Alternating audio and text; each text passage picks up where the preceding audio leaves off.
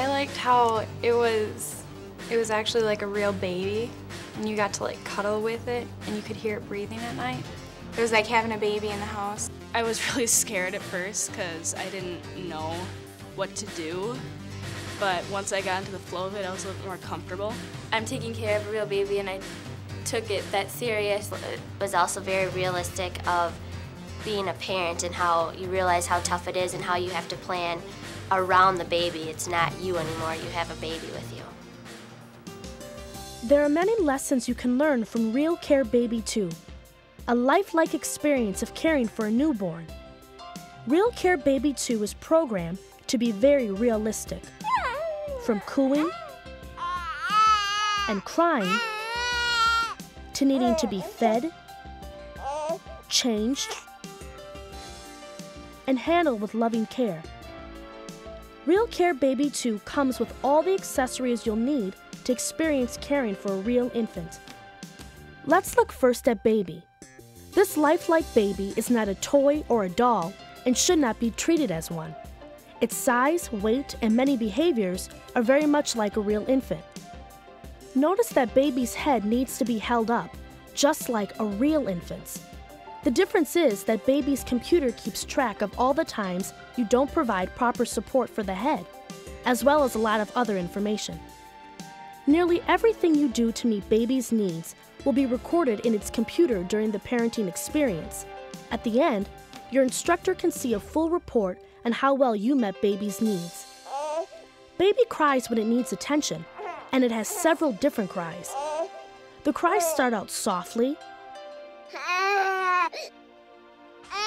and then get louder if baby is not cared for. All the sounds baby makes, cooing, fussing, crying, coughing, burping, and breathing, are recorded sounds of real infants. For me, it was just paying attention to it all the time, paying attention to its different cries. And the cries and the different coos and stuff you got used to, and you could tell what it needed. Baby comes with 2 diapers, one with a yellow patch and one with a green patch. Sometimes when baby cries, it means it needs a diaper change. You'll also receive a bottle or a breastfeeding device that you can touch to baby's lips when it cries to be fed. Finally, you'll have a tamper-proof wristband that holds an ID programmed specifically for your baby. When baby needs attention, you must pick baby up so it can recognize your ID. You will hear a chime to confirm that baby's computer has recognized you as the parent. Only your ID will work with your baby, so only you can provide the care your baby needs. Your baby will not accept anyone else's ID. You'll also receive a student care card that explains all the steps you need to follow to care for baby. Baby's needs are very much like those of a real infant. The schedules programmed into baby are based on diaries that real parents kept about their infants. Each baby has slightly different care schedules, so don't expect your baby to need the same amount of care at the same time as other babies in your class. There are several important safety precautions you should be aware of.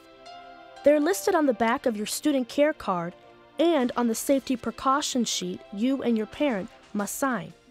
Be sure to study them carefully. Let's consider some of the care baby needs. Baby's computer will record every second of crying time. Your goal is to respond responsibly to baby's needs. RealCare2 cries for many reasons. Whenever baby is crying, the first step always is to pick baby up. Place your ID near one of the areas where it can be most easily recognized, and listen for the chime. This means baby either needs to be cared for by feeding, burping, rocking, or changing its diaper, is fussy, or has been handled roughly. It's up to you to determine why baby is crying. If you have tried to feed, burp, diaper, and rock baby, and it is still crying, Either rough handling or head support failure has occurred, or baby is just being fussy. In either case, you must rock baby until the crying stops. You will be able to identify between rough handling and fussy by the loudness of the cries. Rough handling and head support failure cries are much louder than fussy cries. This loud cry is what you will hear if baby is neglected, roughly handled, or if the head is not supported. Baby will cry for about 1 minute if it has been handled roughly or a head support failure has occurred. If baby is fussy, it will cry for 3 minutes. You must rock baby until the crying stops. And remember, unlike a real infant, RealCare2 will report that it was handled roughly, even if it was an accident and not your fault. Earlier we mentioned that baby needs to be fed, burped, rocked, or changed. Most often, you won't know what type of care baby wants, so after you hear the chime, try each one until you find the one that stops the crying. When baby cries and wants to have its diaper changed, pick baby up, listen for the chime, and then remove the diaper.